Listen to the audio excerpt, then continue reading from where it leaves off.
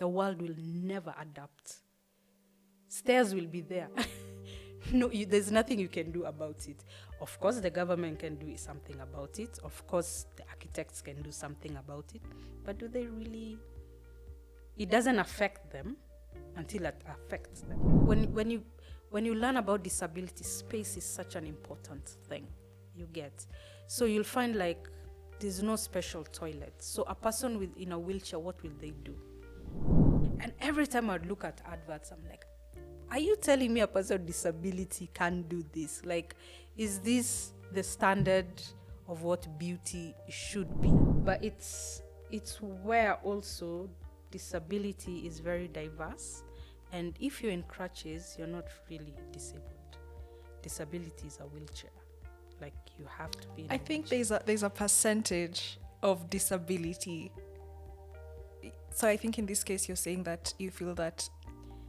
Yes, I do not get opportunities because I'm not in a wheelchair. I'm not disabled enough in that sense. This is the thing.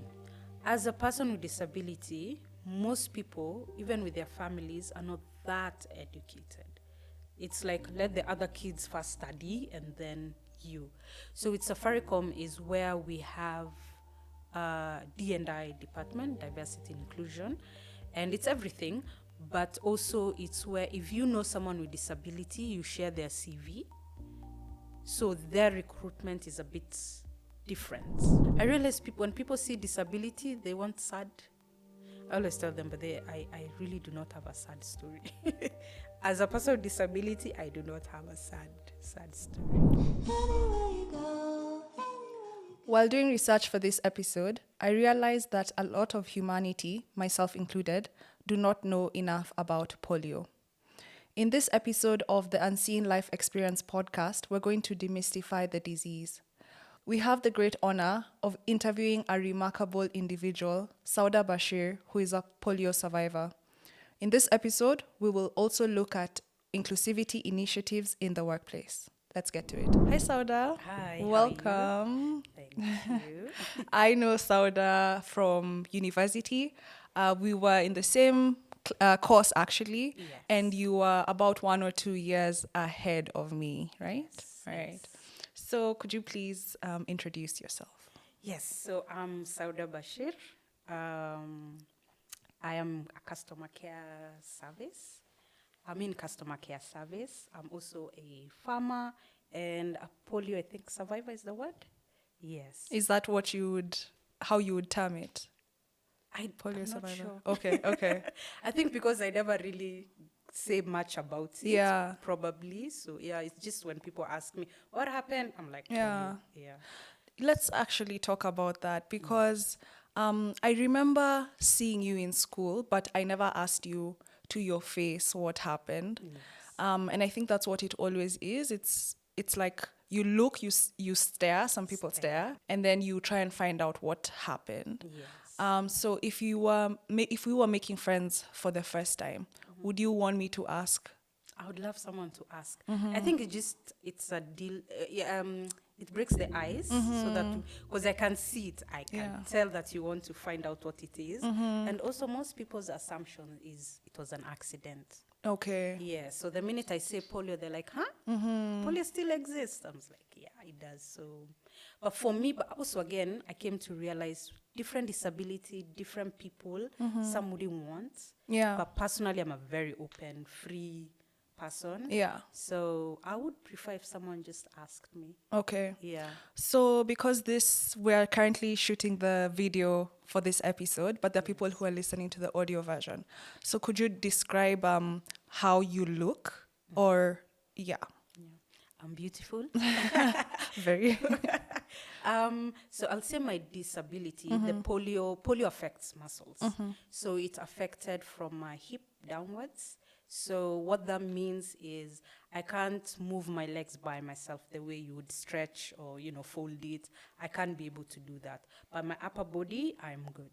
Okay. Yes. So you currently have a brace on your leg? Yes, I have full brace on both legs. From my, is it hip? Is it the hip? Upper thigh? All the way down. And also my shoe is connected to the brace. Okay. Yes. So this of course, you have to put them on every single Every day. single day. Yeah. Yes. Even if you're in the house, would you still? No, Okay. now I have a wheelchair in the house because it Okay. allows me to move around. Because now wearing the braces means I need to use two crutches.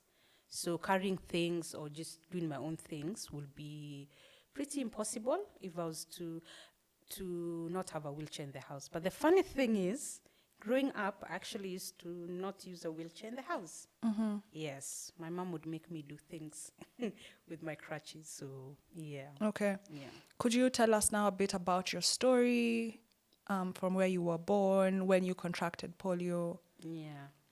So I was born in Wajir, and for people who are not Kenyan, that will be the northern part of Kenya, desert all the way. Most of the people there are nomads. My parents are nomads up to today. Like they move around with their camels and their goats. So we're kids from the same mom, same dad. We are 12. I think the ninth there, but I was the only one with disability. So I got polio when I was about, I think, 3 years. They're not very sure because also age and numbers.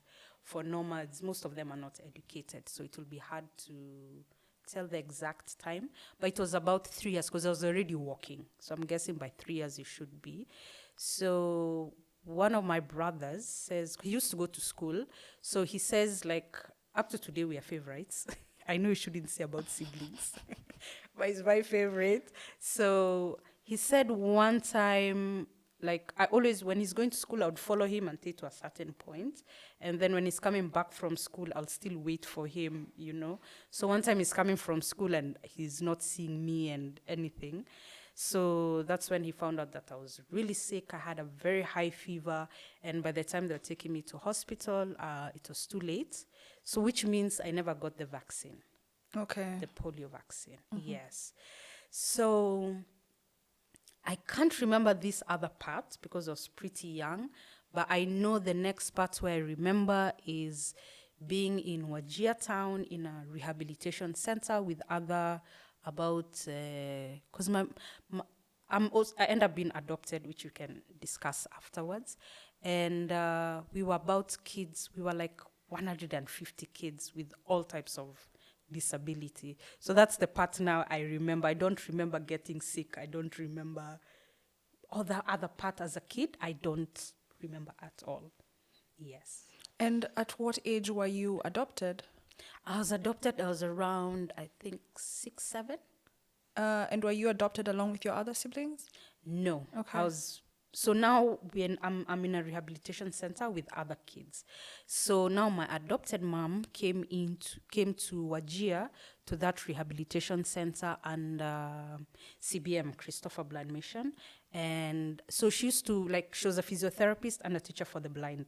So she'd just be there with us and stuff like that. So when she was moving now from Wajir, she decided to adopt 3 kids, all with disability.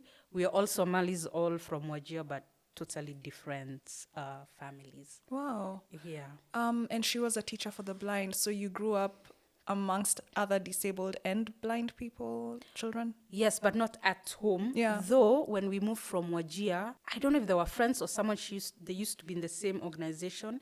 She adopted a kid who was blind, a boy. Okay. So when we moved now from Wajir to Meru, we all lived together. But he was slightly older than us. So I remember him, but then he was slightly older because they didn't stay with us for too long. But then because my mom also, like I said, she was a teacher for the blind, like St. Lucie School for the blind. There were so many homes that they built while she was in Meru. So every weekend when we are not in school, we'll go with her. So we'd just spend time with other kids with disability. And did you go to a special school for primary and secondary? No, not my mother. Oh. My mother would not allow such. So I went to regular school with every other kid. Yeah, I did. And what was that experience like? I keep saying this. I'm a very, very big believer in integration. I don't believe kids with disability, unless you have special, the severe type of disability, that you should go to a special school. Though I have only one thing that I would say I would prefer having had gone to a school with other kids with disability, and the only reason I would say that it will nurture sports. But other than that, I would prefer to go to a regular school. I think it's better to go to a regular school. When you say nurture sports, do you feel that you missed out on certain experiences as a child? Yes, I honestly believe, I think I would have been a sports person. Really? Like what sport Yeah, would you have? swimming, liked? definitely. Oh, wow. Yeah. So I love swimming. I grew up swimming. And I got into the Paralympic team when I finished uni. What? Yeah, but there was so much going on, so I never ended up like participating really. But then it was something I was like, if I had done this before, I would have been far. That's really cool. Yeah. All right. So then we met, we were studying communication. Yes. What did you dream of becoming during that time? So, growing up, like every other kid, I wanted to be a doctor. But my reason was not for saving people, healing people. No, it was because of a boy. So he was older. He was my mom's friend. His mom was my mom's friend. He was older. So every summer they would come over. So he was like, oh, he's going to become a doctor. So if you asked me, I was like, I'm going to become a doctor, so that me and him, will become doctors, we'll get married, blah, blah, blah. So that was the reason. It had nothing to do with saving the world. But then it's also funny that I think because I put it in my head, I knew, like, even with my dolls and stuff like that, that I was always operating something. I was always, doing things. But then I never thought of it as, a grown-up. I think I was just a kid thinking. And I think because I never really thought also about my disability, I never put the two together, like it could be impossible or not, you get. So that's what I always knew, even going to high school. But then it's funny, my bro used to joke a lot. Then it's like, now you're going to become a doctor. By the time you're getting to the patient will be dead. So my mom would get so mad. She's like, stop saying that. So I grew up knowing I'm going to become a doctor. But then in high school, my headmistress, and that's the other thing, like if you're going to go to, I survived in regular school because of how the school was run. The headmistresses allowed me to be who I am and always made sure that I am safe, I am okay, I am good, you get. They always gave me a sort of leeway. I would get punished, but then I'll sort of also get leeways here and there. So my headmistress every time will tell me, one day I'm going to see you on my TV screen reading the news. So that's what she'd always say. Because even in primary, like I was that kid who always wanted to read. I was always the one who, the teacher asks a question, I'm not shy to respond. Even in uni, I was always the one who was doing the presentations. Like, who is going to do the presentation? I'm the one who in the group work who does the presentation. So I always knew. That's the first time now I really thought about career, like in real sense. Though my mom wanted me to be a lawyer, because she used to say I always had an answer for something. Like I was always fighting something, But then I asked, I was like, so how long does it take being, a lawyer? I was told 7 years. I was like, I'll be old by then, So at that point is when I was like, okay, I'm going to become a news anchor. Like I want to get into the media world. So when I finished high school, in Form 4, my mom passes, actually, my adopted mom. When I was just about to sit for the exams, that's when now she passed. And it was so weird because I never worried about anything. I just lived a normal life. Despite my disability or anything, I can't say I was not a regular kid. There's nothing my mom didn't allow us to do. Like we played sports, we played hide and seek, we did everything. But then as a person with disability, you just learn to be tactical. It's not about speed. Like, has nothing to do with speed. my mom would make me, like if I fell, my mom would allow people to pick me up. She'll just stand there, like people come pick me up, dust me off. Then she's like, are you okay? I'm just like, yes. She's like, okay. She picks me up, puts me back down. She's like, now get up. That's how my mom was like, you're going to learn the hard way. Wow. Like you have to be independent.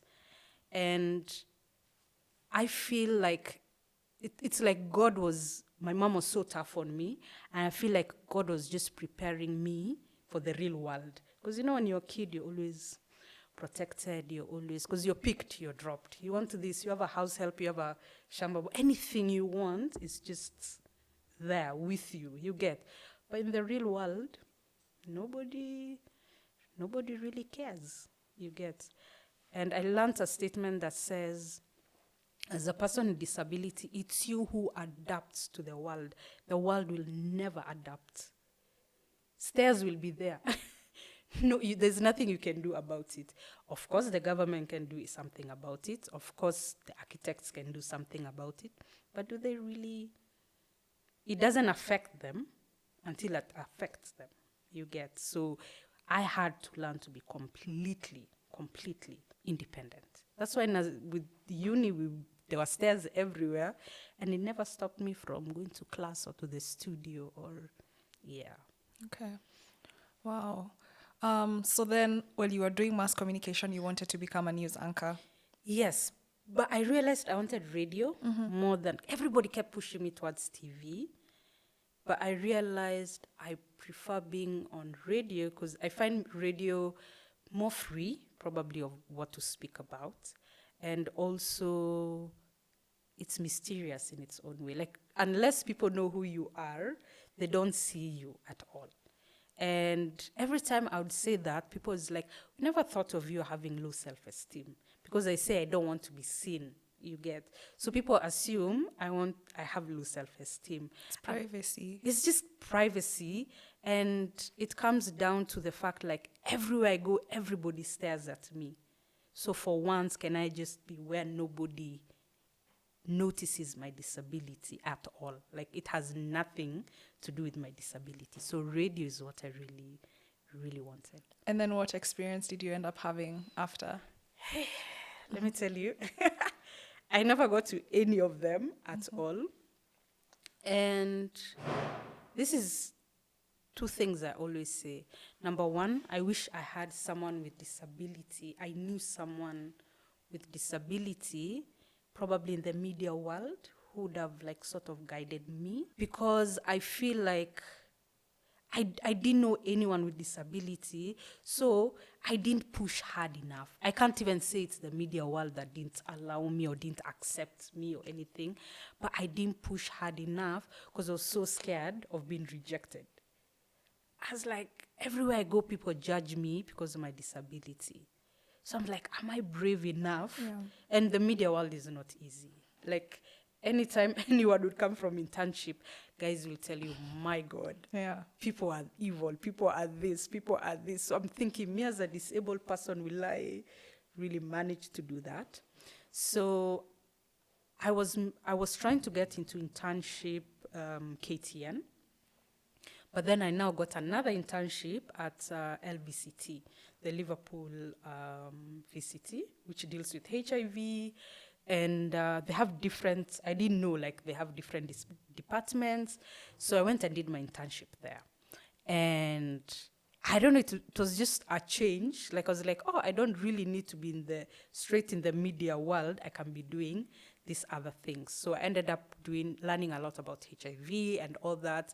I worked with those, they even had a disability department. But then I've never really wanted to always be, everything is about disability. Like, because I'm disabled, I should work in a disability department. So I think because I grew around people, I've always wanted to just be me. So I went to LVCT. I did that for a year, actually. What is it called? I said the internship was for 3 months, but then they kept me for a year. And then after that, I graduated in 12, I think. And then I became a PA for my MP from Wajir. And, yeah. What? I mean, I felt like I wasn't doing anything. And I was like, I feel like I just felt like I was wasting a lot of time. I'm not learning anything. Because also, apparently, the plan was to get me into politics so I can be a disability representative in my community. But now in my mind, I'm like, hey, again, I think it's doubt. I really don't know. But then in my mind, I was like, politics? Me, I'm not cut for politics. Like, politics is a hard, I feel like it really changes who you are as a person.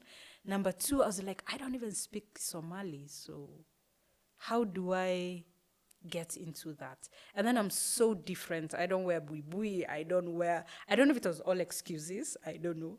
But then I was like, I don't know if I can survive in that place. So the plan was for me to stay there until I get myself, like I'm helped getting now into politics. But I was like, for how long do I wait? Because I'm one person, like I hate uncertainty. I just sit and wait. I don't know how to do that. Like I always have to be doing something for myself. If you catch up, fine. But I'm not going to sit and just wait. So LVCT again called me, and I went and ended up being their communication assistant. But then it's an NGO, so it's a contract kind of thingy. And the problem of contracts, you can't really plan your life because you never know when, things will end and not. And it's so interesting because I used to wake up very early in the morning, get on a matatu, like I used to walk. I used to walk every day back and forth. Like I used to do a lot of walking. Safaricom has spoilt me. So I stayed there for, I think, a year and a half or so. And then I got called by Safaricom. I remember I was just at home. I got a call. It's like, oh, this is Safaricom. And we're speaking to Sauda. I was like, yeah. I was like, yeah, we want you to come for an interview. I was like, huh? Like, what are we? Because I'd never applied. Wow. I'd never applied. But the thing is, when I used to go swimming, there was an NGO that used to, how do I put it?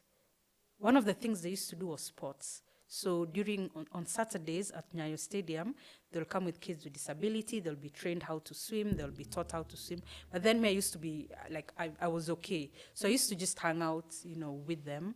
And one of the ladies who used to be there is like, are you working? So I remember just telling us like, yeah, I'm working. She's like, okay, give us your CV in case anything happens. I was like, oh, okay. So I gave out my CV and I totally forgot about it. Actually, I came to learn later, years later about it. So when I was called for the interview, I went through, and at the back of my mind, I was like, because she asked me, it's like, so would you want to do this? We want you to come for the second interview. I'm like, okay. So she's like, you don't sound, I'm like, me, I don't even know. Like, I'm already working, so I don't even know. Like, but then I was like, it won't hurt, right? Mm-hmm. So I just went for interview. Whatever happened, I ended up becoming a customer care. And that is where I am now. Amazing. Yeah. And I saw you a few years back on a certain advert. Please tell us more about that. Yeah. So one of the things I've always, when you watch TV, when you watch films, you always want to see people like you somewhere at some point. And every time I'd look at adverts, I'm like, are you telling me a person with disability can't do this? Like, is this the standard of what beauty should be? You get. So when I joined Safaricom, I remember like 3 months later, they always doing some photo shoot, something for whatever. And I was called. I was like, oh, this sounds like fun. So that's how it just started. So every time Safaricom needs to do something, I would be called. And there are very many people with disability at Safaricom. So one time, I remember just talking to the marketing. I was like, why don't you guys ever have a person with disability? Like, I don't get it. You get. So it was just a passing conversation. So one time, I remember I was at the gym. You know, the way you put your things in the locker, then once you're done. So I checked my phone. I was like, oh, missed calls. So one of them, Truecaller, shows Ajuma. I was like, Ajuma? Like, why would Ajuma, like, at any point call me? You get? Yeah. Like, you're trying to put the two together. I'm like, I don't get it. So anyway, so I called back. She's like, yes, Adam's like, yeah, I got your missed call. Then she just asked me one question, which left me even more confused. She's like, do you have a kid? I was like, no. Are you married? No. Okay, and hung up. So I'm sitting in the bathroom. I'm like, that's weird. Like, what was that? And then also, I don't know who to ask. I have no idea what's going on. So I just got dressed and just continued. I think 3 days later, I was at home and I'm being called. It's like, where are you? I was like, I'm at home. Then they're like, we are waiting for you for the shoot. I'm like, what shoot? It's like, there's the shoot for the advert. What? I'm like, I'm at home because I used to work at night, the night shift. They're like, okay, please prepare, get ready. We'll get you a cab. Just come to work, whatever. Even on that shoot, by then, I'm the one who dressed myself, everything. Like, I didn't even make up everything. I just did whatever. So we went, did the shoot. And this is the other thing. I wish I'd asked questions. Like, I didn't know how big it was. Because I remember we did that first shoot at the office. Then, I think 2 days later, I was called again at another place. And then we traveled all the way. There's one where Eliud Kipchoge does. We were shooting at the same place with him. And it didn't still register like how big the adverts was going to be. That was the thing. I wish I'd asked more questions though, money-wise, because of that. But anyway, I didn't know how big it was. And that was it. Like, I didn't think too much. I think because I'd been doing little things at the office, I didn't think this is going to be out there. Like, it's a big thing. So I remember it was done. I went back to work. I remember I was on leave. I'd gone to visit my sister. And so I'm just, the way you're just getting notifications. I'm just like, why is my phone so busy, today?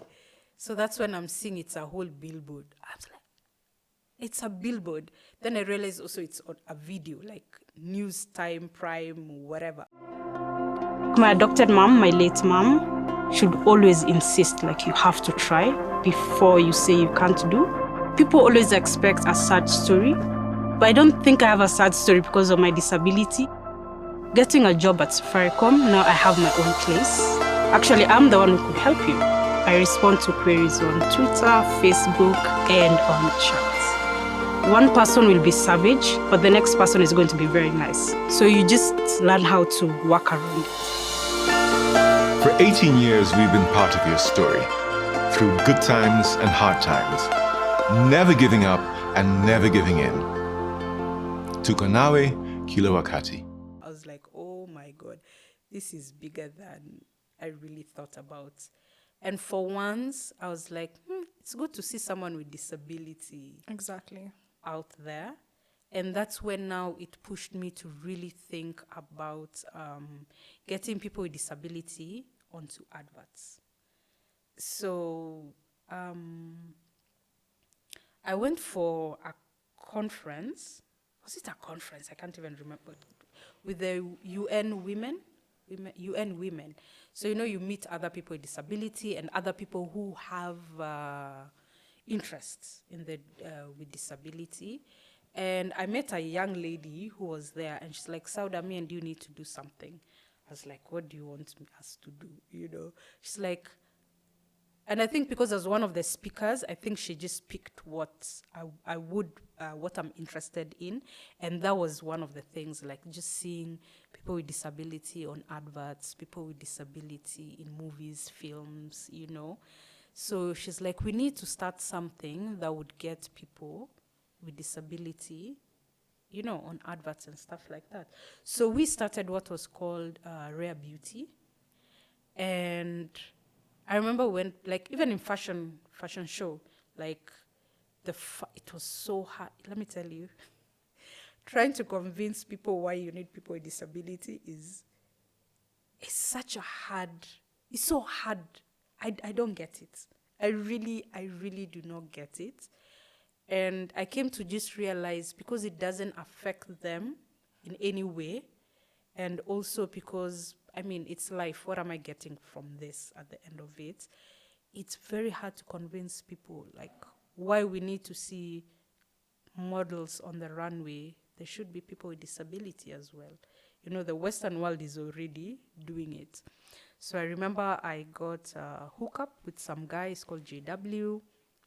And so we're like, okay, yeah, so he was really excited about, but at the beginning I was like, so what if someone falls on the stages, like they'll just get up. So what if, like, he had so many questions, which I understand was concern. And so we were like, he was like, please, I would like a couple of your models to come. And I was like, fine. But now the problem came in, because the other models were being paid, our models were not being paid. But then I was like, it's okay, only because we came in late, you get. But then it was very interesting how a lot of things were being dismissed, you get. We're like, we need to come and practice. They need to come and practice. No, it's okay, they'll be fine. I was like, I need to see how, it's like, so what do you need? We're like, we will need a ramp because there's someone in a wheelchair. They're like, that's okay. I'm like, I need to come and see. But nobody takes it serious, you get. I remember every time guys are like, oh yes, there'll be a ramp. I'm like, is the ramp going to work? They're like, yeah. And you get, and the ramp is this steep. And they're like, that's why I asked if I could come and show you how to place this ramp. Because now I can't even use it. You get. So it's getting sponsors, getting all that. And it came like, we had just started in 2019, 2020 Rona now comes. So it's where you're like, okay, the world needs to first stop. And then my partner left the country, and I was like, oh, okay, probably I should just, So I haven't followed up with that. I have tried since then, though, to get into advertising. I got into one. But it's where also disability is very diverse. And if you're in crutches, you're not really disabled. Disability is a wheelchair. Like, you have to be in a think wheelchair. there's a percentage of disability. So I think in this case, you're saying that you feel that... Yes, I do not get opportunities because I'm not in a wheelchair. I'm not disabled enough in that sense. So even in the advertising world, when they show, like, the casting agents, like, they'll tell me, oh, Sauda, you're the top. You're here, nini. But I'll never be picked because to them, I am not disabled enough. Yes. Wow. Like, disability is wheelchair. Disability is looking, That is, this is not disability. What I portray is at all not disability. And, it's that thing, but the minute someone comes and tells you, Sauda, this is the problem, like in a boardroom, this is the conversation that is happening in a boardroom, you just know this is a losing battle, you get. So I remember the day I was told that, I was like, that can't be. So now you're like, so do I be sitting in a wheelchair? If I want to be in an advert, there's they have sent us like, who would want to be in this advert? I'm like, should I take photos in a wheelchair? Like, is that what you're telling me? You get. So the end of it is like, I'm disabled, but you're telling me that's not what you're looking for. Like, I have to be in a wheelchair. You're like, okay. Yeah. And let's talk about Safaricom a bit, because you mentioned that there are a lot of people with disabilities. Yes. Are you able to give like a rough percentage of what? Oh God, we are about, I think, like 80 people. 80, wow. Okay. And how has Safaricom adapted to this? What are some of the inclusivity initiatives that you'd say you've felt strongly about in Safaricom that they've Yeah. actually done something compared to all the other places that you've been? One of them will be the sort of recruitment where they give. This is the thing. As a person with disability, most people, even with their families, are not that educated. It's like let the other kids first study and then you. So with Safaricom is where we have D&I department, diversity inclusion, and it's everything. But also it's where if you know someone with disability, you share their CV. So their recruitment is a bit different. You get. So you're also given an equal opportunity to get a job. You get. It's where also if you want to grow in the company, it's where it shows that this person is disabled. So it means every time there's an interview, there has to be people with disability. You're encouraged to apply. That is one. Number two, I think that if Safaricom didn't do this, which is transport, where you get a cab free of charge, you're not charged nothing. You're picked from your door back home to the office and office back home. Because where I work is on Mombasa Road, I would not have worked for Safaricom because I would not have been able, because that was the other reason why I didn't push to get into KTN, because KTN is on Mombasa Road. And getting to Mombasa Road wasn't the issue. It's getting home. That means I have to cross That road. that road, you get. I was like, no, I really don't want to get into that. Safaricom so ensures that, like, you get your transport. Safaricom has ramps everywhere. We have, depending on your disability, you'll be assisted. There's a lady who is a double amputee, like her legs, and there's something wrong with, no, her arms, sorry, not her legs, her arms.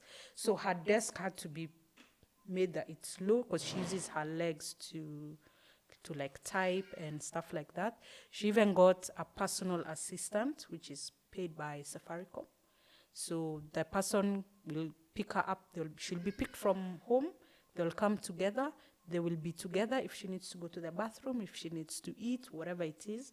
Safaricom caters for that. So everything is just there. Like, That is extremely commendable. let me tell you, the gym. Yeah. I remember we were just two of us who used to go to the gym. And I would just go because now there's no wheelchair, there's no nothing. So once I remove my braces, that means I have to crawl.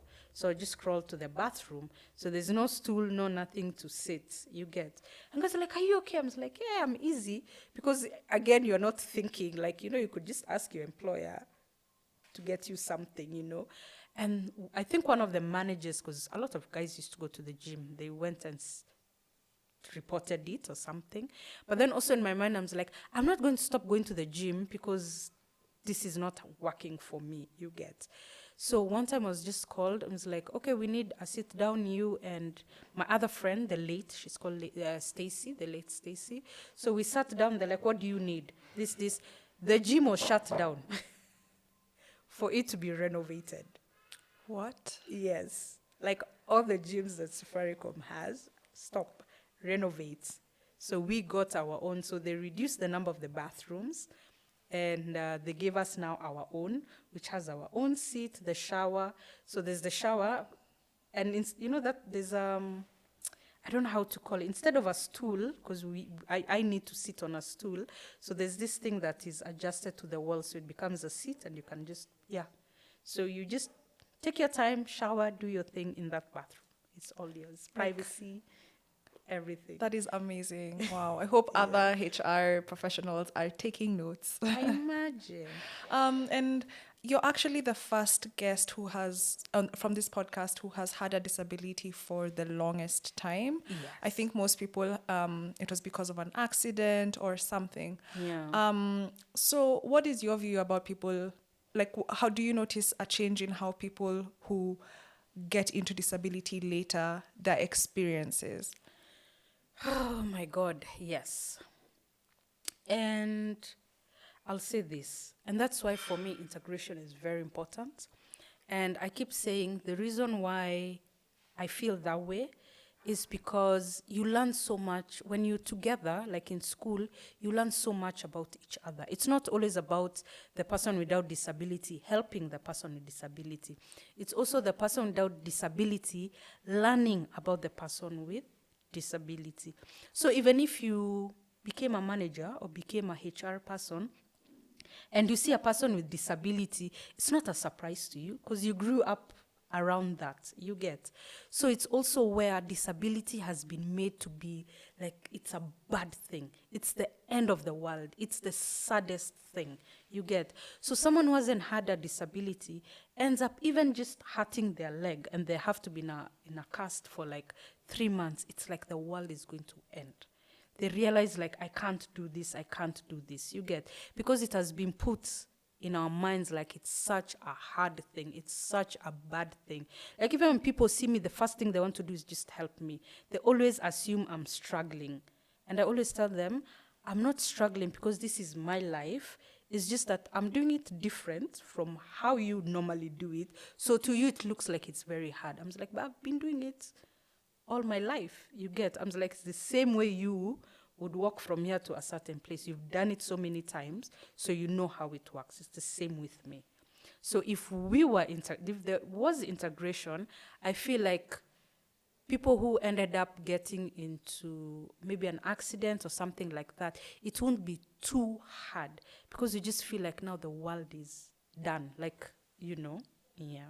And let's look at accessibility from a historical point of view. Yeah. Do you feel that Kenya has become more accessible slightly? Have there been improvements? I think when you leave the Kenya, is how you notice like we're still way behind. I think it's just, I don't know how to put it. I don't know if it's people don't care, or is it that the architects haven't, I don't know, like, I think everyone should somehow, somewhere, especially architects and such people, like travel and see how, like I don't get why a building has 2 doors, accessible entrances, and both have stairs. I'm like, I don't get it. So you put a ramp on one side and stairs on one side. Like something like a lift. It's the floor, it's the slippery floor. I go to the bank, the seats are so low, the floor is so slippery. I'm just like, even the own bank, like places that, even a hospital, like I'll literally stand because for me the seats are too low and then the floor is so slippery. You get, I'm like, why? Why do you have to? Like, I don't get the slippery floors. There's so many things I keep asking myself, like, but why? So also me speaking out is very important because me always ask, do you have a suggestion box? Because your floors are a bit too, and I put it in a soft, in a soft voice, isikueti, I'm being rough and stuff like that.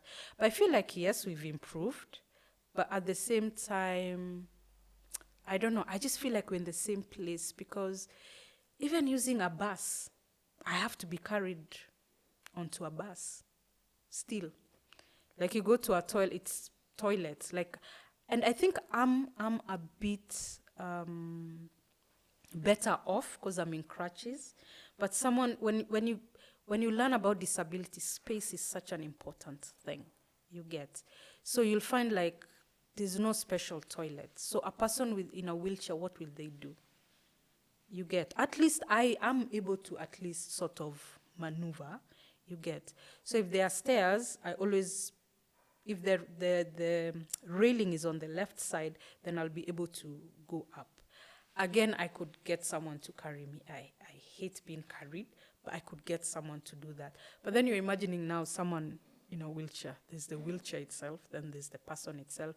And then it also, it actually reminds you of your disability. I remember in school, we used to use the bus. I used to hate every day. I'm just standing there at the stage and I'm thinking, God, again, I have to be carried up this bus, you get. every time I would think about it, especially a new term, because that now they're new kids, now they have to get used to me again. So it's there at the back of my mind. So I'm like, why can't they just put these buses in a way that I can access? So I feel like we still have a long way to go. Okay. Yeah. All right. And let's conclude by talking about polio. Yes. What are some common misconceptions? About polio, I think it's like when, like if I was to have kids, probably they would have it. But then I'm just like, no, it's just a disability. Like it's not inherited in any way. Yeah, so your kids wouldn't have it. No, Yeah. no, it just means I just didn't get the vaccine. Exactly. Yes. Something like it was a curse. Like my Somali side of the family is where,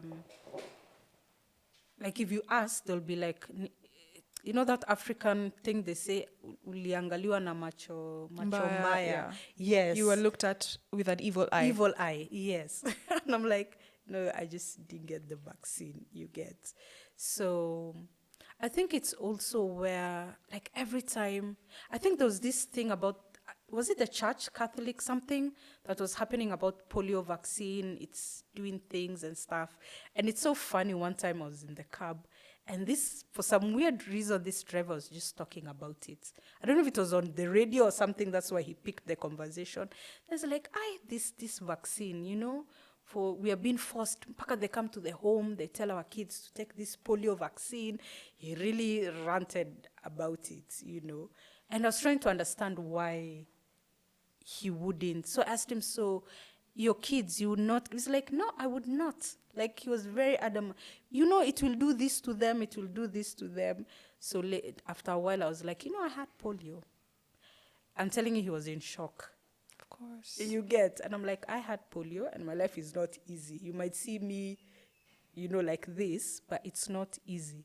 I'm telling you, by the time that trip was over, it's like, I have changed, you know, my mind. So I think it's where people, you hear things maybe in the village, at home, you know, all these things, but just do your research. Because at the end of it, I'm like, would you rather you end up having a kid with disability while you could have avoided it, you know? And it's not even having a kid with disability. It's more of like putting your kid through that. And people forget polio. Like when you get polio, it can affect anything, anywhere. Like it could be multiple. It could be your legs, your hands, anything. Your face. Like it's a lot of things you get. So it's not just about the legs you get. So. And the vaccine is only administered to children? Yes. Okay. I don't think by now. I think it is for kids. But it's so weird because where was this? I met a white guy who had come, you know, they said, I'm coming to Africa for holiday or whatever. So he came to, I can't remember what part of Africa, and he had been warned about, like, go get a polio vaccine. He never did. He came and he got it, and he was like 21. I was like, those must be the rare cases. So. And it's a virus, right? So it's spread through like the air, like it could be a sneeze. Okay. It is spread. I think that's why we are normally told, oh, there's an epidemic, like so many people are getting it, so that's why you should. But at the moment, it's at a very low percentage because we have the Rotary Club, the one at Parklands. Their mission is to fight polio, and because I met them and had become their, do they call it ambassador or something, for a while. So it was learning about polio because that is their mission, like to stop polio. And it's really gone down. Like polio is at a very low percentage now, actually in the world. Okay. Yes. And are you involved in any advocacy campaigns at the moment or? At the moment, no. I think I'm just trying to figure my life. I don't know if that makes sense. Yeah. I think after Rona, a lot of things came into perspective. And I just realized, like, I think I need to focus on myself for a minute. And that's okay. Yeah. So, yeah. So that's where I am at the moment, is because I know at some point I'll really, like, one of the dreams that I have is sports. I just feel like I would love to have like a sports academy for kids with disability. Yes. I hope that comes to pass. It has to. God, it has to. Yeah. Thank you so much for coming on to this episode. I have really enjoyed myself, and I think one thing that I realize about you and I've remembered as well is you're always so graceful. And I like that you're happy, that it's not the common stereotype that someone with disability is like sad and angry, and that this podcast even has to be about a sad story, because you've owned your story. You're so happy. You're so radiant. So thank you so much. Actually, every time, like, if someone asks me, I realize when people see disability, they want sad. I always tell them, but I really do not have a sad story. As a person with disability, I do not have a sad story. Wow. Yeah. I hope other people just get inspired and take that lesson from you. This has been the Unseen Life Experience podcast. This is currently the 5th episode. Please go listen or watch the other episodes. We have some amazing individuals and some amazing personal narratives. Also, please subscribe, follow this episode, and consider rating it wherever you listen to the podcast. See you on the next episode. Bye. I think that was good. That was great. Yeah.